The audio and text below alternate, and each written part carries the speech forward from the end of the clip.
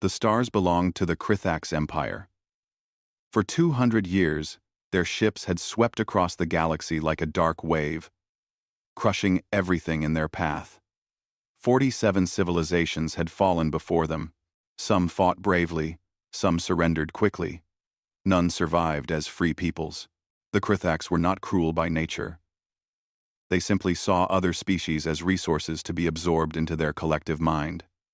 When their scouts found a new world, they studied it carefully. They learned its weapons, its tactics, its strengths and weaknesses. Then they sent exactly enough ships to win. No more, no less. The Krithax never wasted resources. They never took risks. They calculated, they adapted, and they conquered. The Council of Surviving Species met in secret, hiding in the dark spaces between stars. 12 races gathered, all that remained free in this sector of the galaxy. Their leaders spoke in hushed voices, sharing the same terrible news. The Krithax were coming to Sol System. Earth would be next. The humans cannot stop them, said Ambassador Vex of the Cortani. His blue scales shimmered with fear. We have seen their technology. They are centuries behind us. And we could not stand against the Krithax. Then we must offer them evacuation, suggested Elder Moraine of the Shelix, her tentacles twisted nervously. Perhaps we can save some of their population before the Krithax arrive. The other council members nodded sadly. It was always the same. Offer to save who they could, then watch another world fall. They had done it 47 times before, but then the human representative spoke. Ambassador Chen was a small woman with gray hair and tired eyes. She had been traveling with the council for 3 months, listening and learning. Now she smiled, and it was not a smile of surrender. Thank you for your concern, she said quietly. But humanity will not be evacuating Earth. The council chamber fell silent. Finally, Vex spoke. You do not understand. The Krithax have never been defeated. Their armada numbers in the thousands. Your entire military fleet cannot stop them. Our fleet? Chen laughed softly. We don't have a fleet. We have something else. Our fleet. Our fleet. Our fleet. Before anyone could ask what she meant, the warning alarm sounded. The Krithax had arrived at the edge of Sol System. 3,000 warships emerged from faster-than-light travel, their dark hulls blocking out the stars. They moved in perfect formation, a vast wall of metal and weapons. The hive mind that controlled them calculated victory in hours, perhaps days, at most. The Krithax sent their standard message to Earth. Surrender immediately. Join the collective. Resistance was futile and would only cause unnecessary death. They had sent this message 47 times before. Usually, the response came quickly. Fear made people practical, but Earth's response was different. A single word, broadcast on all frequencies. No. The Krithax hive mind processed this. Defiance was not unusual. Many species refused to surrender at first. They would learn. The hive mind ordered its scouts forward to assess Earth's defenses. 20 ships moved toward the inner system. Their sensors scanning for military installations, weapon platforms, and defensive fleets. They found none. Earth had no orbital defense grid. No fleet of warships waited in formation. The planet seemed almost undefended. The Krithax calculated this was a trap, but could not determine what kind. They sent more scouts. Then their sensors detected something emerging from behind Earth's moon. At first, the Krithax thought it was a space station. The energy signature was enormous, far larger than any ship they had encountered. But then it moved, and they realized the truth. It was a ship. A single ship. But it was like no vessel the Krithax had ever seen. The Dreadnought was 15 kilometers long, a massive wedge of gray metal and white armor plating. Its hull bristled with weapons, hundreds of them. Railgun turrets the size of buildings, energy cannon arrays that glowed with barely contained power, missile tubes that could launch nuclear fire. And at its center, a reactor signature that made the Krethax sensors scream warnings. The ship moved slowly, deliberately, positioning itself between Earth and the Krethax armada. On its side, painted in letters 10 meters tall, was its name. Uns. Indomitable. The Krethax hive mind analyzed this development. One ship against 3,000. The calculations were simple. Even with such heavy weapons, one vessel could not prevail against superior numbers. Victory probability, 99.7%. The 0.3% was for unexpected weapon systems, but even those could not change the outcome significantly. The hive mind sent a new message to Earth. This vessel will be destroyed. Surrender now, and it will be spared. Continue resistance, and all aboard will die. The response came not in words, but in action. The Indomitable's weapons powered up, and its engines flared bright blue. It began moving forward, not away, toward the Krethax armada. Inside the Council's hidden station, the 12 ambassadors watched their screens in horror. "They are insane," whispered Vex. "One ship cannot." "Wait," said Chen. Her smile had grown wider. "Just wait and watch." The Krethax deployed 100 ships to intercept the Dreadnought. It was a standard probe force, enough to destroy any normal capital ship. The 100 vessels spread into attack formation, their weapons locking onto the human ship. They fired together. A coordinated strike that should have overwhelmed any defensive system. The Indomitable's shields flared bright white, absorbing the impact. Then it returned fire. What happened next would be discussed in council chambers for generations. The human ship did not fight like others did. It did not try to evade or defend. It attacked with a fury that seemed almost personal. Railgun rounds traveled at fractional light speed, punching through Krethax shields like paper. Energy beams cut ships in half. Missiles dodged and weaved with impossible agility. In 12 minutes, all 100 Krethax ships were gone. Debris floated where they had been. The Indomitable had not even slowed down. The Krethax hive mind recalculated. This changed things. This changed everything. And for the first time in 200 years, the collective mind of the Krethax Empire felt something it had almost forgotten. Uncertainty. Captain Elena Vasquez stood on the bridge of the Indomitable and watched her weapons officer report the kill count. 100 enemy ships destroyed. 0 friendly casualties. It was a good start, but she knew it was only the beginning. 3,000 enemy vessels still waited in the darkness, and they would not make the same mistakes twice. "All stations. Damage report," she ordered calmly. "Shields at 82%, called out her defensive officer. "Minor hull. Heating on decks 40 through 45. Nothing critical. Number Wiv. Nothing critical." Vasquez nodded. The ship had performed exactly as designed. But then, humanity had spent 200 years building this moment. It had started with a radio signal. A dying transmission from a civilization called the Vorath, 23 light-years away. They had been screaming into the void, warning anyone who could hear them. The Krethax were coming. They could not be stopped. They would consume everything. Most species heard such warnings too late. But humanity had heard it with 2 centuries to prepare. And humanity had made a choice. The United Nations Emergency Council had met within days of receiving the Vorath signal. The debate had lasted months. Some wanted to build a fleet of thousands of ships, matching the Krethax number for number. Others wanted to hide, to evacuate, to run. But then a young engineer named Marcus Chen had proposed something different. "We cannot match their numbers," he had said. "We do not have the resources or the time.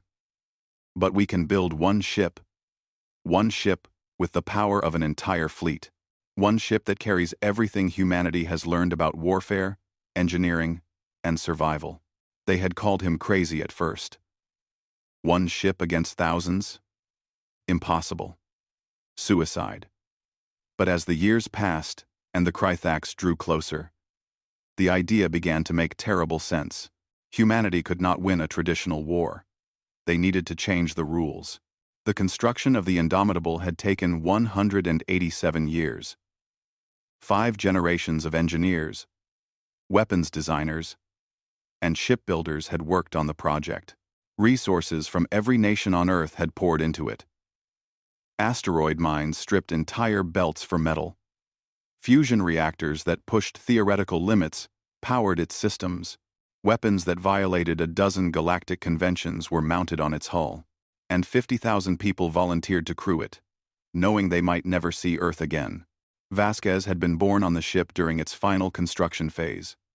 Her mother had been a weapons engineer. Her father a navigation specialist.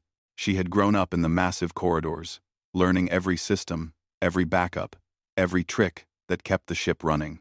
When she became captain at age 42, she knew the Indomitable better than she knew herself. "Captain, the Krythax are responding," said her communications officer. "They are forming up. It looks like they are going to send a much larger force this time." "How many?" Vasquez asked. "Sensors detect 1,000 ships breaking from the main formation." The bridge fell silent. 1,000 ships. Even with their successful first engagement, those odds were brutal. Vasquez felt the weight of 50,000 lives resting on her shoulders, the weight of Earth itself. "Sound general quarters," she said quietly. "All hands to battle stations. Engineering. I need full power to shields and weapons. Navigation. Plot us a course through their formation. We are not sitting still for this." "Course plotted, Captain. We will be in range in 4 minutes." Vasquez walked to the center of the bridge and looked at the main screen. The Krythax ships were moving into a sphere formation, clearly planning to surround the Indomitable and fire from all directions. It was a good strategy. It should work. But humanity had spent 200 years thinking about how to fight an enemy like this. "Tactical, prepare the magnetic chaff," Vasquez ordered. "I want a full dispersion pattern around our approach vector." "Chaff ready, Captain. Fire on my mark." "Engineering, as soon as the chaff deploys, I need a 10-second burst from the main engines." "Full power." Her chief engineer's voice came over the intercom. "Captain, that will overheat the reactor core. We will need to cool down after." 10 seconds is all we need," Vasquez replied. She watched the countdown on her screen. 3 minutes to contact. 2 minutes. 1 minute. "Mark." The Indomitable released thousands of small magnetic devices, each one broadcasting false sensor signals. To the Krythax, it suddenly appeared as if the human ship had split into 100 identical copies, all moving in different directions. The Krythax hesitated, trying to determine which target was real. That hesitation cost them 3 precious seconds. Then the Indomitable's engines roared to life with power that should have torn the ship apart. For 10 seconds, it accelerated at speeds that crushed normal humans. But the Indomitable's crew lay in acceleration couches, protected by gel cushions and pressure suits. They had trained for this. The Dreadnought shot through the confused Krythax formation like a bullet. As it passed, every weapon on the starboard side fired. Railguns, lasers, plasma cannons, and missile pods all spoke at once. Krythax ships exploded in a chain reaction, each one's death damaging its neighbors. Before the Krythax could reorient, the Indomitable had passed through their formation and was turning for another attack run. 200 enemy ships were gone, but Vasquez could see the hull temperature warnings flashing across her screens. They had pushed too hard. Engineering. Status? Reactor core is in emergency cooling. We need 10 minutes before another burn like that, Captain. We do not have 10 minutes. Give me maneuvering power, and keep the weapons running. The battle that followed would be studied for centuries. The Indomitable fought like no ship before it, using every trick and tactic humanity had imagined. It released decoys.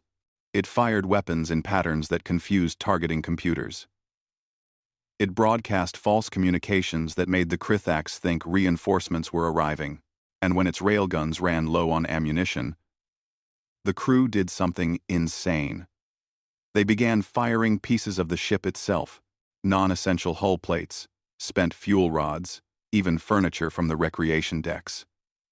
At fractional light speed, anything became a deadly weapon. For 6 hours, the battle raged. The Indomitable's shields failed. Its hull took direct hits.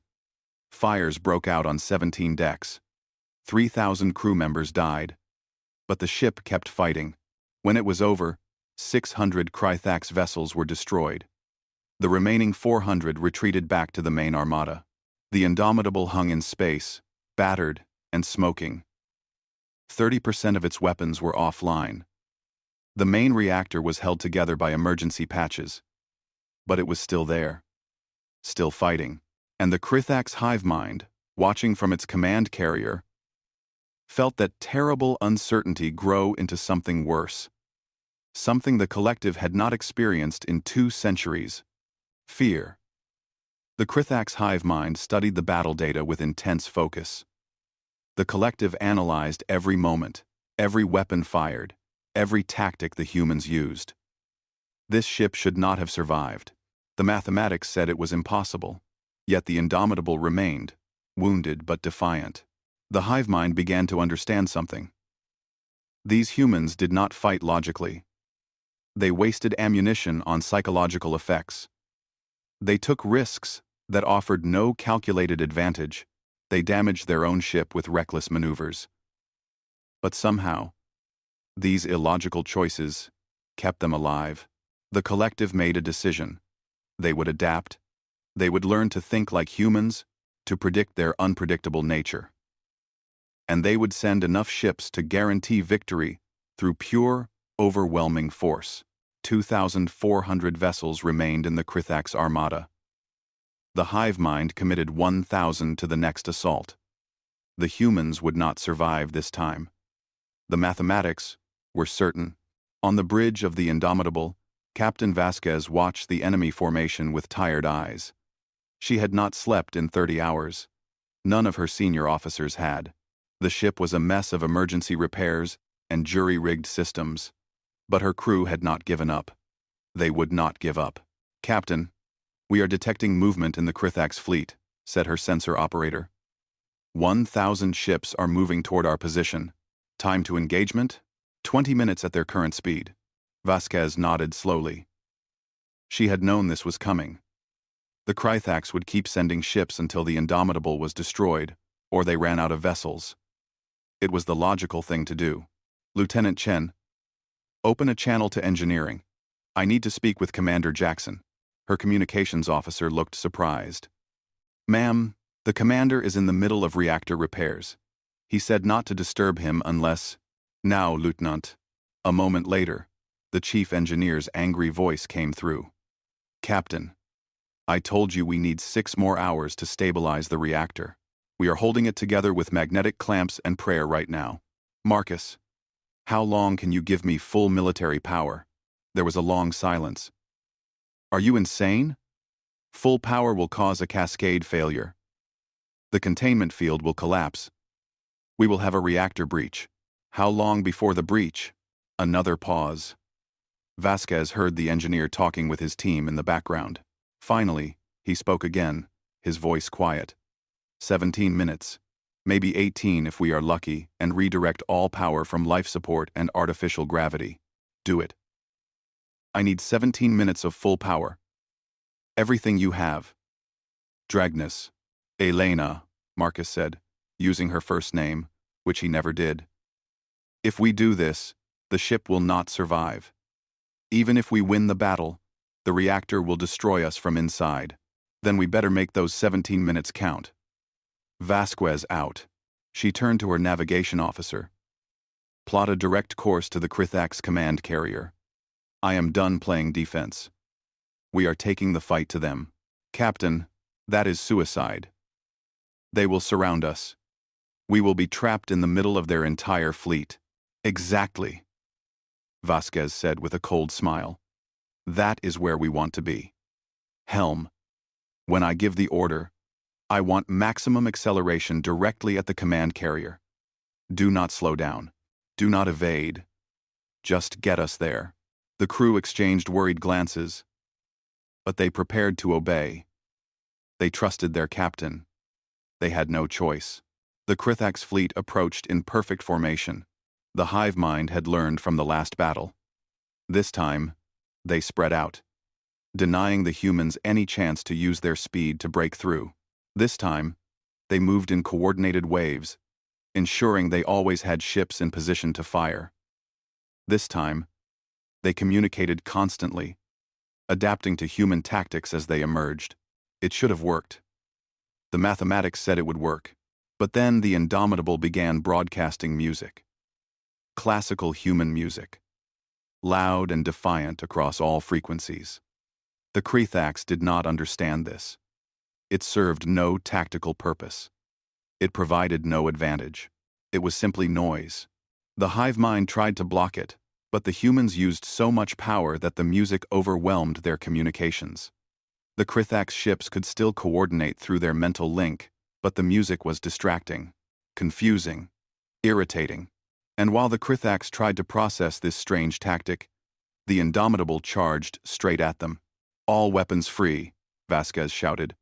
"Fire everything." The Dreadnought became a storm of destruction. Every remaining weapon fired at once. Railguns hammered away at close range, their rounds punching through multiple ships. Missiles spread in wide patterns, seeking any target.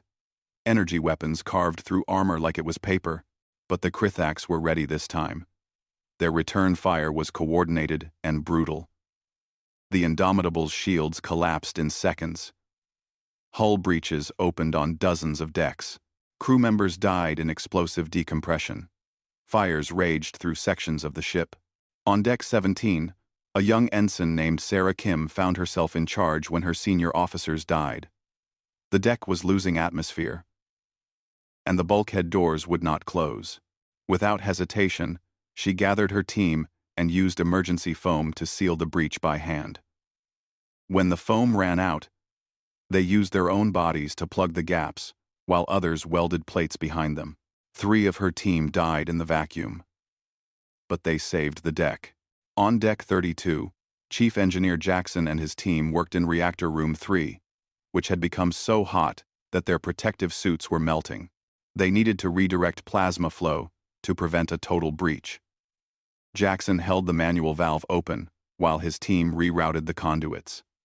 The heat burned through his suit, through his skin, but he held the valve until the job was done. Then, he collapsed. His team carried him out, and another engineer took his place. Stories like this happened across the ship. When systems failed, crew members improvised.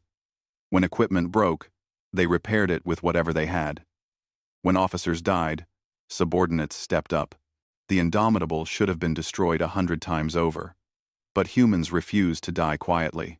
"We are through their outer line," called the navigation officer. "Command carrier is 2,000 kilometers ahead."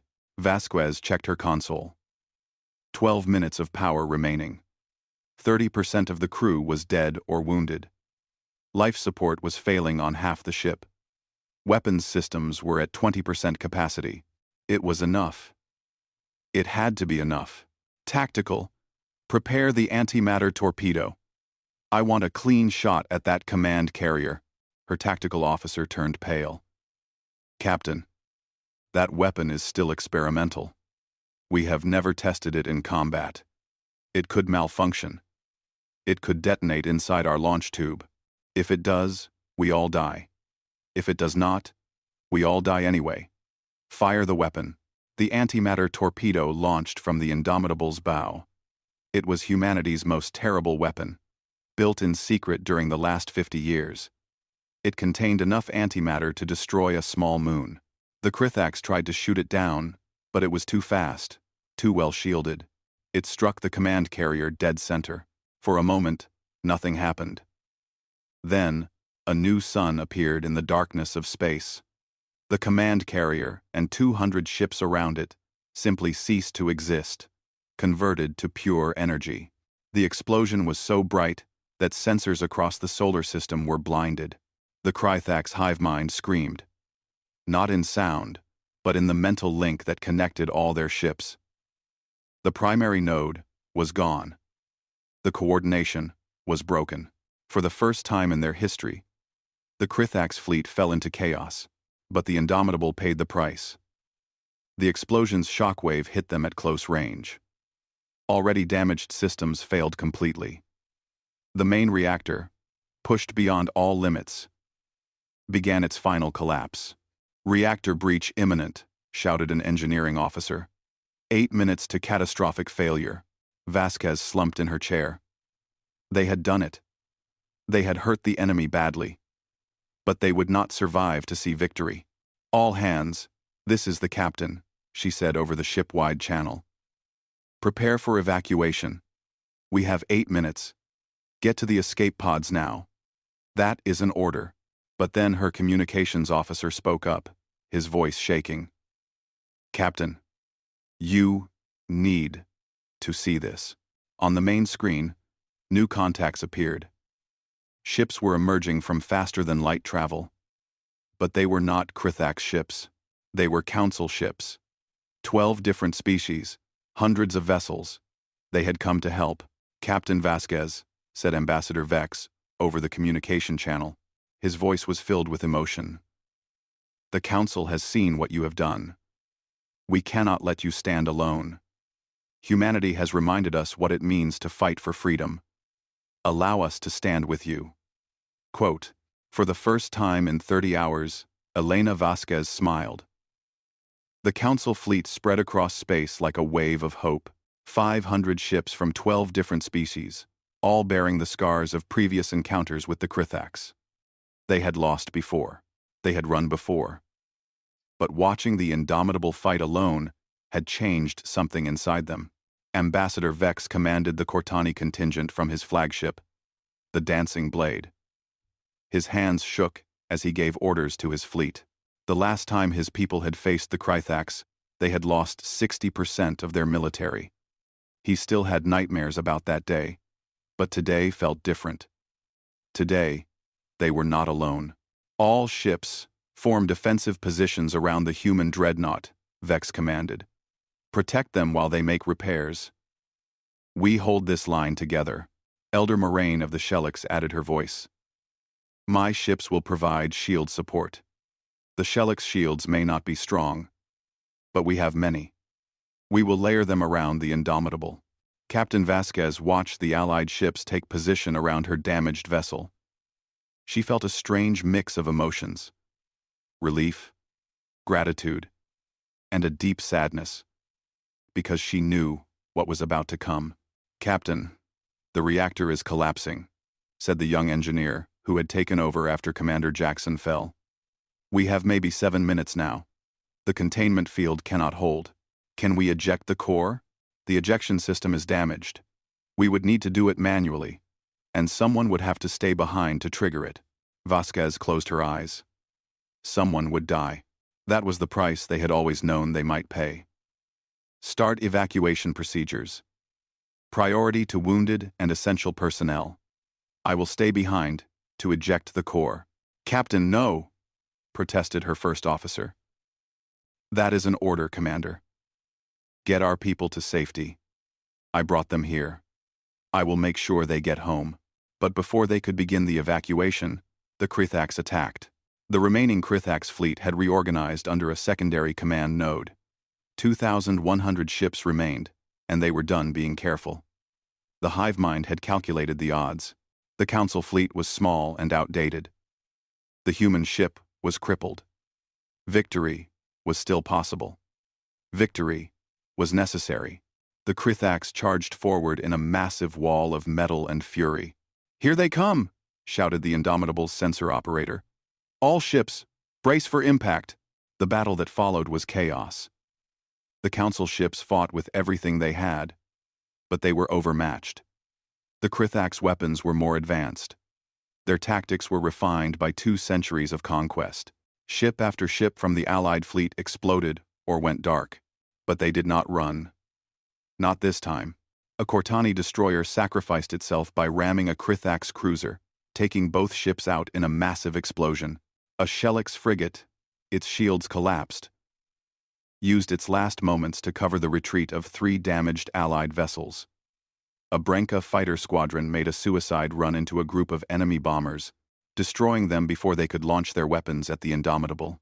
It was beautiful and terrible and heroic, and it was not enough. "Captain, we have lost 30% of the Allied fleet," reported the tactical officer. "They cannot hold much longer, and our reactor is at 5 minutes to breach." Vasquez gripped her command chair. They were going to lose. After all they had done, after all they had sacrificed, they were going to lose. Earth would fall. Humanity would be absorbed into the Krithax collective. Everything would be for nothing. No. She refused to accept that. "Helm, can we still maneuver?" "Barely, Captain. We have thrusters only. No main engines. Get me close to that secondary command carrier. I do not care how. Just get me there." Her first officer looked at her in horror. "Captain, we are evacuating. The reactor is going to explode. If we stay aboard—" "I know," Vasquez said quietly. "But if we are going to die anyway, let's make it mean something. That reactor breach? It is a weapon. We just need to deliver it to the right place." Understanding dawned on the bridge crew. They were going to turn the Indomitable into a bomb. They were going to ram the Krithax command carrier and take it with them when the reactor exploded. "Captain, I cannot let you do this alone," said the first officer. "If you are staying, I am staying." "So am I," said the tactical officer. "Navigation is with you, Captain," said the helm officer. One by one, the bridge crew volunteered to stay. Vasquez tried to order them away, but they refused. They had come this far together. They would finish it together. "All hands, this is the captain." Vasquez broadcast to the entire ship. "I am about to do something very stupid. Anyone who wants to evacuate? You have 3 minutes to get to the escape pods. No one will think less of you. But for those who want to see this through to the end, I would be honored to have you at your stations." Across the Indomitable, crew members made their choice. Some ran for the escape pods, helping wounded comrades. No one blamed them. They had already fought, beyond any reasonable expectation, but thousands stayed. Engineers stayed at their posts, coaxing 1 more minute of power from failing systems. Weapons crew stayed, firing the few guns that still worked. Medical teams stayed, treating the wounded even as the ship shook apart around them. The Indomitable began its final journey. Thrusters firing, hull groaning. It pushed through the battle toward the Krithax secondary command carrier. Allied ships saw what was happening and moved to provide cover. They threw themselves between the Dreadnought and enemy fire, buying time with their lives. 2 minutes to reactor breach, called engineering. Containment at 5%. 1,000 kilometers to target, said navigation. The Krithax saw the crippled ship approaching and tried to destroy it. 100 ships focused their fire on the Indomitable. The Dreadnought's remaining shields failed instantly. Hull plates tore away. Decks vented to space. But the massive ship kept moving, its momentum carrying it forward. 500 kilometers. 90 seconds to breach. Vasquez opened a communication channel to the entire fleet, human and allied alike.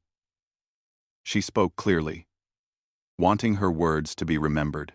To all who can hear this, humanity sends its gratitude to the council species who stood with us today. You reminded us that we are not alone in this galaxy. And to the Krithax, we have a simple message. We will not go quietly. We will not surrender. We will not be erased. Humanity leaves its mark on this day.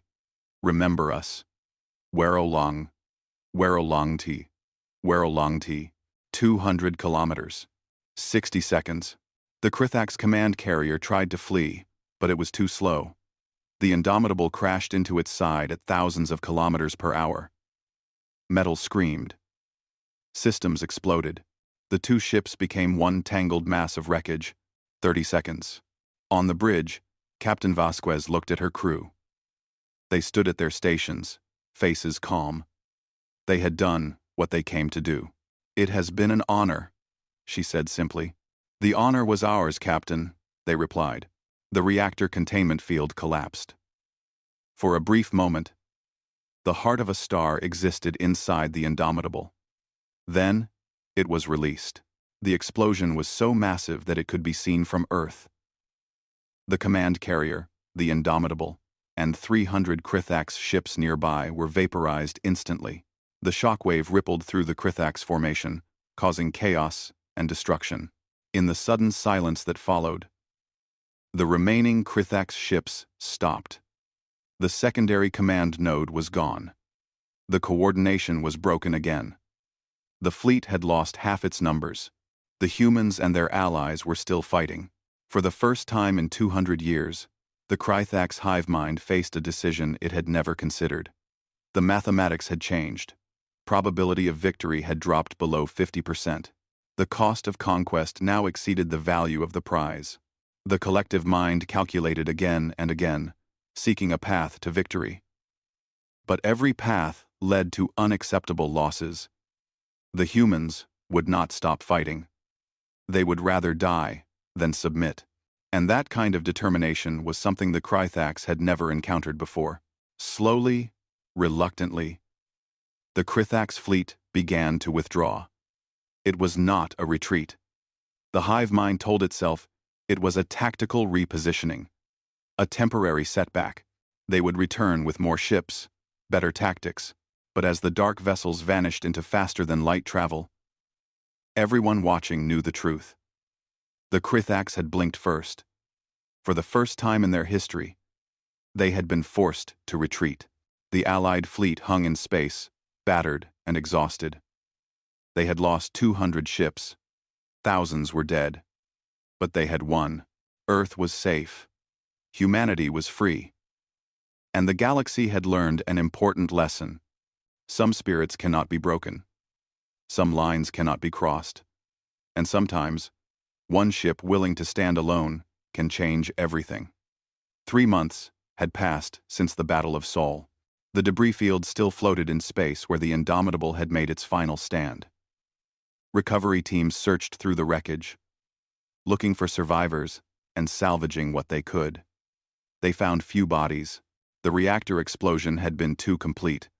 But they found something else. Data cores.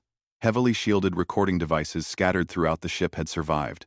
When engineers accessed them, they found Captain Vasquez's logs, the tactical records, and thousands of personal messages the crew had left for their families. The last words of heroes. Earth mourned. Every nation held memorials for the 50,000 crew members who had sacrificed themselves. Their names were carved into a monument that stretched for kilometers, each letter etched in gold. Captain Elena Vasquez's statue was placed at the entrance, her hand raised as if pointing toward the stars. But Earth also celebrated. They had survived. The Krithax had been stopped, and word of the battle spread across the galaxy faster than anyone expected. Ambassador Chen stood in the council chambers, now relocated to a station in neutral space. The 12 species that had fought at Sol were there, but they were no longer alone. 50 more civilizations had sent representatives, all wanting to learn what had happened. All wanting to understand how the unstoppable Krithax had been defeated. It was not just the ship, Chen explained to the assembled delegates. The Indomitable was powerful. Yes. But what defeated the Krithax was something they could not calculate. It was the willingness to sacrifice everything for freedom. It was the refusal to surrender even when logic said we should. It was 50,000 people who believed that some things are worth dying for. A Vrel delegate raised one of his tentacles. But surely your losses were too great. You sacrificed your only capital ship. 50,000 trained crew. Is this truly victory? Chen smiled sadly. The Krithax have conquered 47 civilizations because those civilizations calculated the cost and decided survival was more important than freedom. They chose to live as slaves rather than risk death fighting. We chose differently. And yes, we paid a terrible price. But we are still free. Can you say the same about the 47 worlds that surrendered? Silence filled the chamber. The question was harsh, but fair. Then something unexpected happened. One of the delegates stood. He was Korthon, from a species that had been absorbed by the Krithax 30 years ago. He had escaped before the final conquest, and lived in exile ever since. "You have given us hope," Korthon said, his voice shaking. "But if humans could stop the Krithax, perhaps we can free those already conquered." Another delegate stood. Then another. Soon, dozens of representatives were standing, all speaking at once. Species that had fled the Krithax. Species that had lost their homeworlds. Species that had given up hope. Now, they saw a possibility they had not imagined before. Resistance. Within weeks, reports began filtering in from across the galaxy. Conquered worlds were rebelling. The Krithax suddenly faced attacks from within their own territory. Slave populations sabotaged factories. Absorbed populations fought against the hive mind's control. It was chaos, and it was spreading. The Krithax Empire, which had seemed unstoppable for 2 centuries, was now fighting on 100 fronts. The collective mind calculated and recalculated, but the mathematics no longer worked. You could not predict beings who acted against their own self-interest for abstract concepts like freedom. Meanwhile, Earth had not been idle. The United Nations met in emergency session. They had won one battle, but the war was far from over. The Krithax would return eventually, and next time they would bring more ships. Earth needed to be ready. The decision was unanimous. They would build more dreadnoughts. 5 construction platforms were established in orbit around Earth and Mars.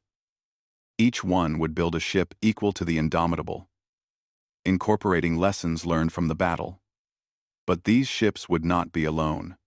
Earth would also build a proper fleet, hundreds of smaller vessels to support the dreadnoughts. The project would take decades. It would require resources from across the solar system. But humanity had proven they could accomplish the impossible when survival demanded it. The Council species offered help. The Cortani provided advanced shield technology. The Shelix shared their expertise in energy weapons. The Brenka, small insect-like beings, taught humans new techniques for damage control and repair. In return, humans shared what they had learned about fighting the Krithax. An alliance was forming. Not just a defensive pact, but a true coalition of free species united against tyranny. They called it the Free Systems Alliance. 50 species joined in the first year. More came every month. 5 years after the Battle of Sol, the first new human dreadnought was completed. The shipyard workers had debated what to name it for months. Some wanted to call it Indomitable II. Others suggested names of great military leaders from history. But in the end, the name was obvious. They called it Defiance. The second dreadnought, completed a year later, was named Resilience. The third was Unity. The fourth was Courage. And the fifth, the most powerful of them all, was named Hope. Together, these 5 ships formed the core of Earth's new defense fleet. They were supported by 300 smaller vessels and protected by orbital weapons platforms. Earth would never again face the enemy with just one ship. But more importantly, Earth was no longer alone. The Free Systems Alliance had grown to 200 member species. Their combined fleet numbered in the tens of thousands. When the Krithax finally tried to expand again, 15 years after the Battle of Sol, they found a galaxy that was ready to fight back. The Second Krithax War lasted 30 years. It was brutal and costly. Entire star systems were devastated. Billions died. But the Free Systems Alliance held the line. They learned to fight the way humans did, with courage and determination and a refusal to quit. And slowly, steadily, They began to win. Conquered worlds were liberated. The Krythax were pushed back into their home territory. The empire that had seemed eternal began to crumble. 45 years after the Battle of Sol, the war ended. The Krythax sued for peace, agreeing to free all conquered species and retreat to their own systems. The hive mind, for the first time, accepted that some beings could not be absorbed. Some wills could not be broken. The galaxy celebrated. A new era of cooperation and freedom had begun. The Free Systems Alliance became the foundation for a true galactic government, one where every species had a voice and vote, and at the center of it all was Earth, the small blue world that had taught the galaxy how to stand up to bullies. On the 50th anniversary of the Battle of Sol, a ceremony was held at the memorial on Earth. Representatives from 500 species attended. They came to honor the sacrifice of Captain Elena Vasquez and her crew. They came to remember the 50,000 who had chosen freedom over survival. The newest member of the Alliance, a Corthan delegate whose world had been freed 10 years earlier, gave a speech. He spoke of how humanity's example had inspired his people to fight for their liberation, how the story of the Indomitable had been told in whispers across occupied worlds, giving hope to those who had none.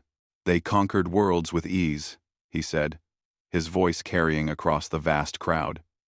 For 200 years, nothing stopped them. They seemed invincible, but then they met a ship called Indomitable. They met a captain named Vasquez. They met a crew of 50,000, who decided that freedom was worth dying for. And everything changed. Vasquez. He paused, looking at the monument with its thousands of names. We owe them a debt we can never repay, but we can honor their sacrifice by never forgetting what they taught us. Some lines cannot be crossed. Some spirits cannot be broken. And when you stand up for what is right, even if you stand alone, others will join you. Because courage is contagious. Hope is infectious. And freedom, once tasted, can never truly be taken away. The crowd stood in silence for a long moment.